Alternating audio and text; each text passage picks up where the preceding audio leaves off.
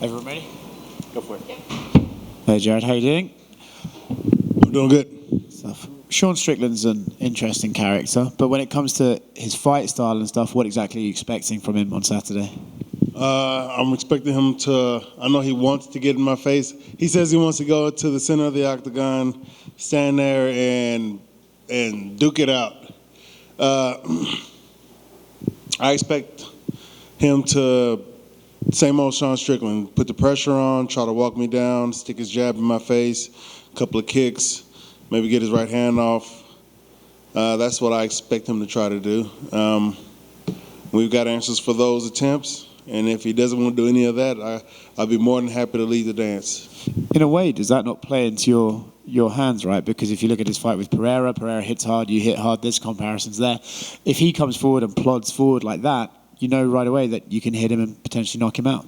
No, absolutely. That's the name of the game. You know, when we close the distance, there's opportunity to get hit. He closes the distance more, what's the word? He does it more often than most, right? He's sometimes may even seem stubborn in his forward pressure.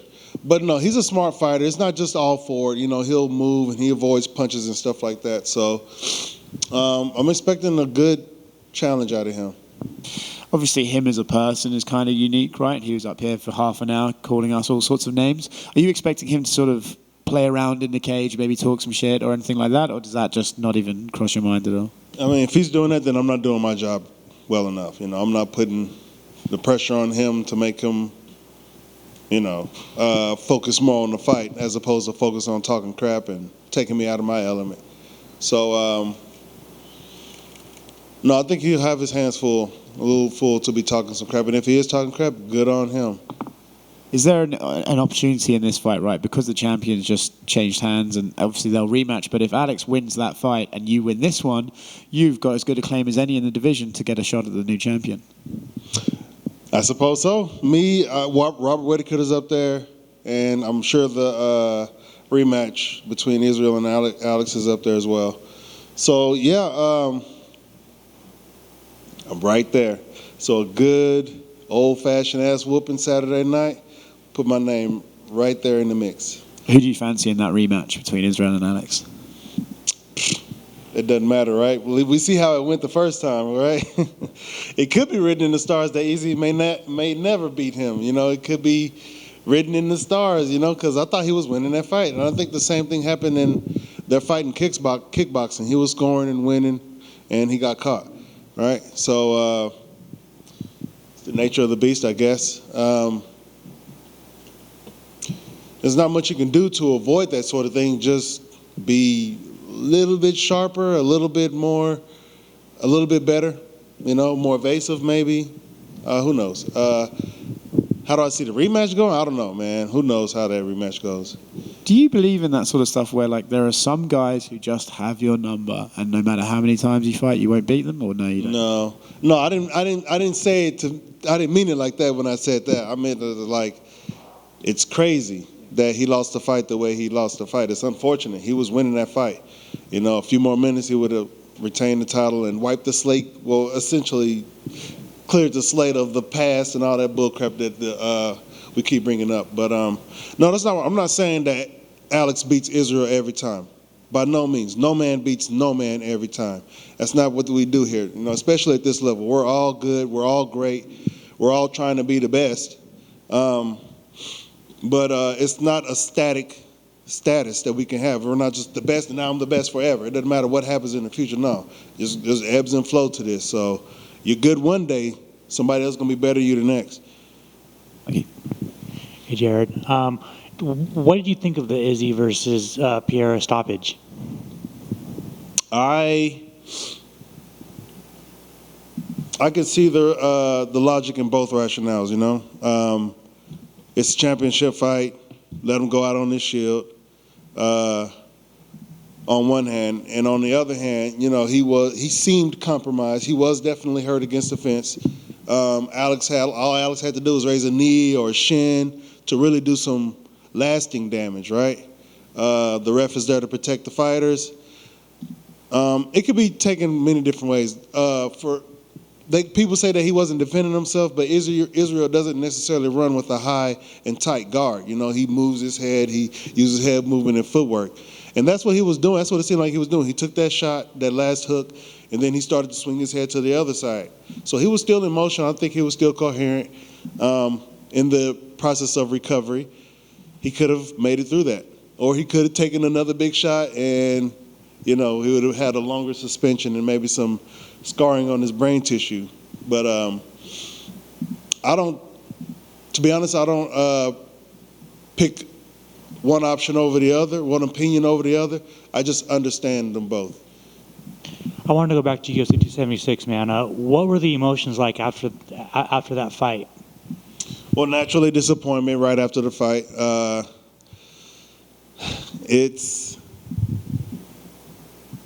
I'd like to say it gets easier, but it doesn't. You know, I went back to the locker room and shed a few tears, and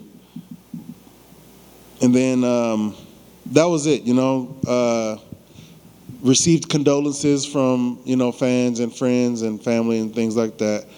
But essentially, on the way home from the arena, I was over it. You know, I was ready to move on and get better, learn from the experience. It still sucked. You know, the sting is still there, but I don't necessarily focus on the negative. It's all about the positive. It seemed like you wanted to get right back to work. Like, you had this fight booked quickly, and you were supposed to fight a couple months ago. Like, were you just ready to kind of like get over that loss and get back to the win column like as quick as you can? Well, a lot of times guys fight for the title, and they're off for a long time. You know, I don't know what they're doing, if they're just enjoying the big payday or what, I don't know.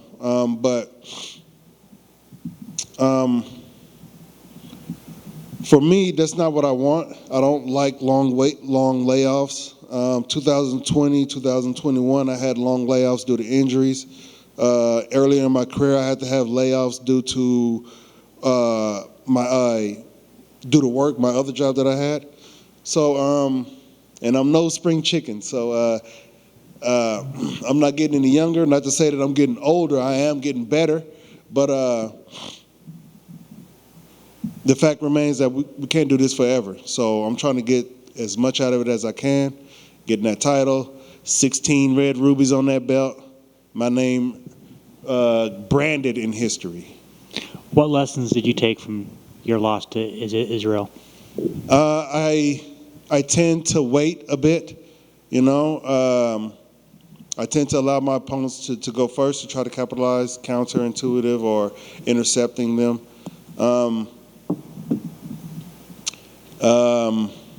So that's one thing I've been working on, upping my output, you know, increasing my numbers. I have low punch counts in my fights. Not to say that's a bad thing. That's all that I need to get the job done, you know.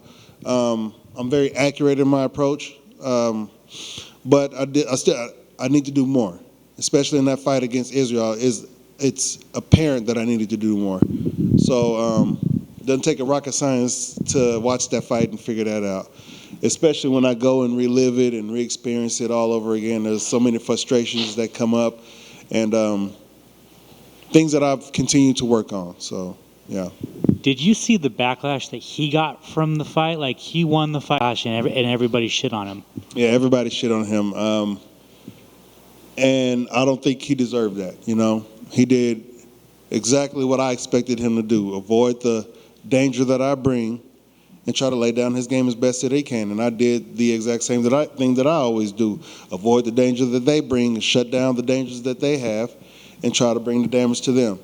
So, and that's what you get, you know what I'm saying? When you get two of the best going at it, things like this happen. It ain't gonna be two people knocking the shit out of each other for five-minute rounds. That's not what the best is. The best doesn't get hit. The best hits and not get hit. And I think we did that. People saw that, and the ignorance showed. They don't know, most people don't know what they're looking at. They just want to see carnage, viscera, mayhem, chaos. That's what they thrive off of. But and when I was in there, I felt at peace, a serene sense of power, if you will, you know, so that I can apply to my opponent, if you will. And I'm sure he felt the same. So that's that. That's that artistic side of it, if you will, that creative energy in us that we use to express mixed martial arts. But a lot of people don't recognize it, so they're seething at the jowls and grinding and gritting, and they want to see some blood in action. And I'm sure they'll get satiated with this next fight against Sean Strickland.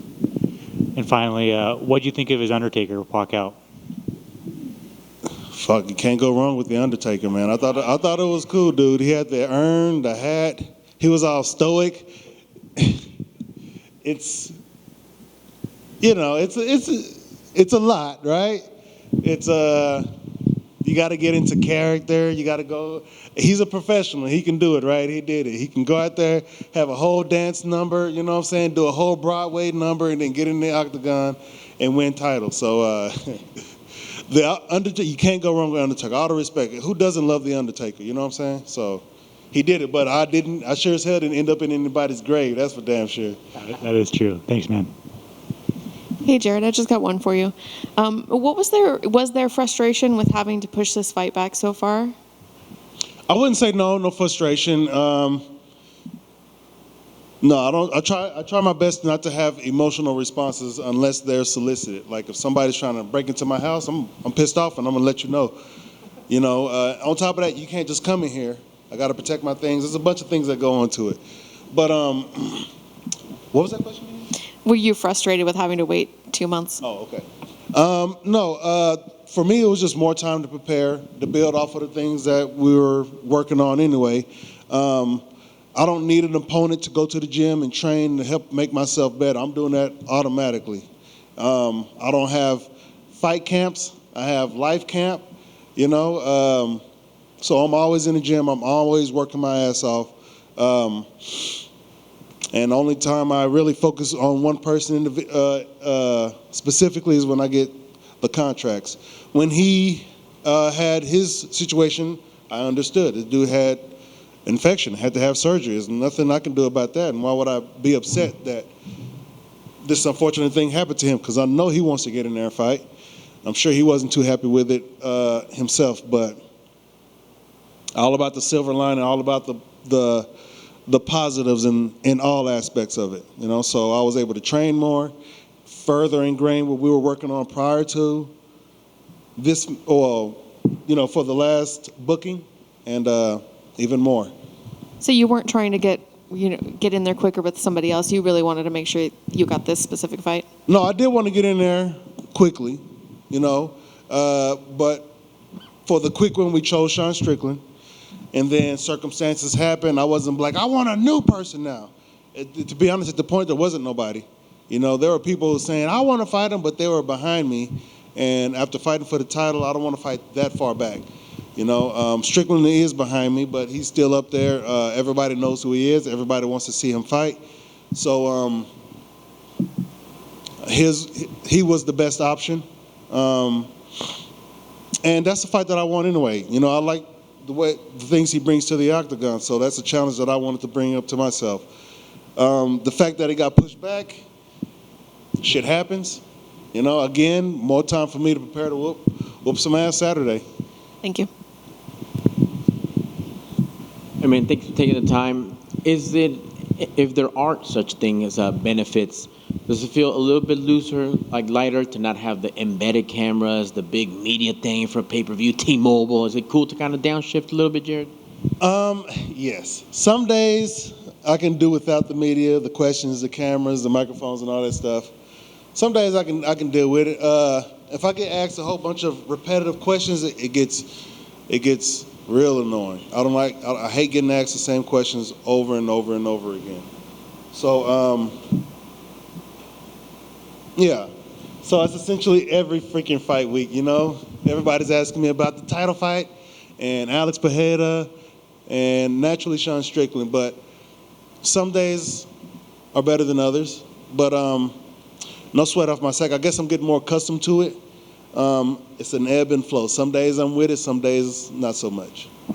Thank you, sir. And last for me, about getting accustomed to it, give me a gym and anything for anybody who's been to the mountaintop came up short, what would you say to them that fought for a title, main evented, and are just beating themselves up right now?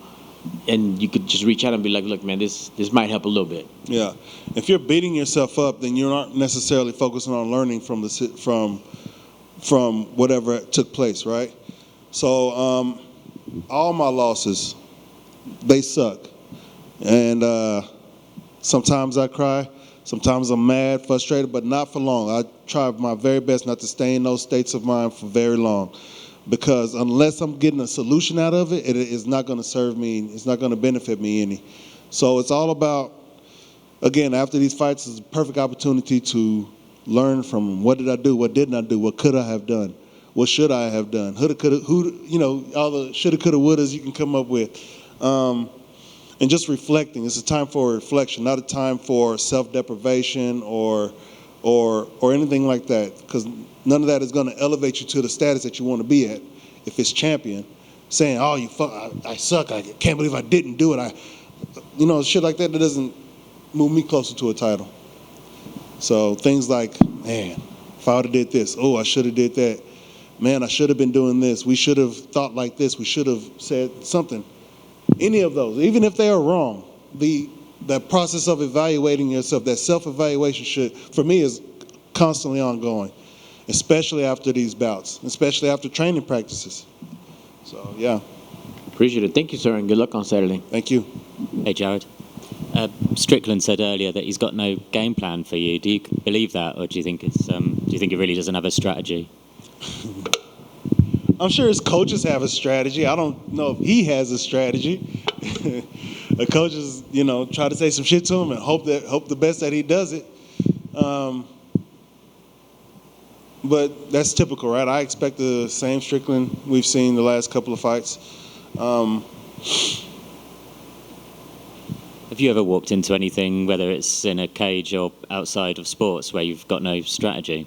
Say again? Have you ever walked into the octagon or a training session where you've got no game plan? Have I? Yeah, can you relate to what he's saying at all? I can relate. I can definitely relate. Most fights, you don't really go into it thinking, okay, A, B, and C, and D, and I'm going to do this in this order, and it's going to go A, C, B, D, and then it's going to go D, C, A, B. No. People do it. People can do it, but my brain don't work like that.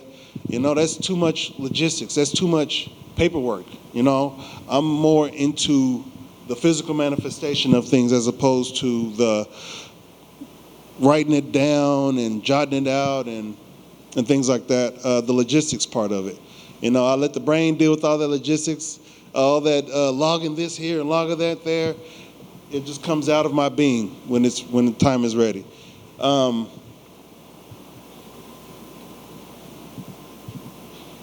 But yeah, I expect him to come in there and be his natural self. Pressure, the jab, that lead kick, that right hand.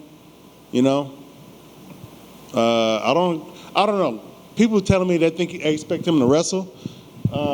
I expect people to wrestle me in general. Once they feel the power or feel the speed and feel that sense of helplessness, I expect people to wrestle. But I don't know. If he tries to wrestle, it'll definitely be to his detriment. So who knows what he's going to do? This is just something we've been asking a lot of the fighters this morning, but with the holidays coming up, and as an athlete, what's your number one tip for regular people who want to lose the weight they've gained over Christmas? Well, don't do Christmas, right? Don't do Thanksgiving. These are times where people tap into gluttony, right? If you need some motivation, gluttony, one of the 7 deadly sins, and we glorify it every year, multiple times a year. So gluttony is no good for us, especially now with the poisons they've been putting in the food. I don't know if anybody knows this, but somebody told me, I can't remember who was telling me, but since COVID, they've passed laws where these companies don't have to put everything they're putting in these foods on the labels. And we all know that when COVID happened, a lot of ingredients and products weren't able to be acquired by these companies. So what they do, they went to somebody who had some cheap laboratory-made ingredient and threw it in there, and they don't have to tell us about it. So now we're hearing about all kinds of people coming up with, what's the word? a rise in sicknesses and disease. It could be due to other things. I'm not going to mention it here on the microphone, but diet is important. And the foods that we are taught to eat, especially here in America, aren't really that good for us. So We live in an age of like people looking at hacks to lose weight. hacks, Yeah. fucking do it. Do it. There is no hacks to life. There is no, okay, what's the cheat code for life? I'm like, you either got it or you don't. You're either in the right place or you're not. It's just all those energies combining to create that moment for you. You have control over it. I wouldn't say we all have 100% control over it, but we have some control over it. Like, I get up and I go to the gym and I eat good and I think good. Therefore, I feel good. When I get in the octagon, I plan on performing good. That amongst other things. So there are no easy, there may be some easy hacks but that's subjective, right? That's what you might find easy, I might not find easy. I don't like doing paperwork, but there's some people in here who loves typing and making letters and organizing shit. I hate that. I hate even just spending my brain energy on, okay, bullet point number 1. No, that's not what I like doing. I'd rather, okay, what do we do? How do we do it? All right, let me go do it. All right, let me do it over and over, and let me increase my proficiency that way, not through writing it out and doing all that boring stuff. Cool. Awesome. Thank you, guys.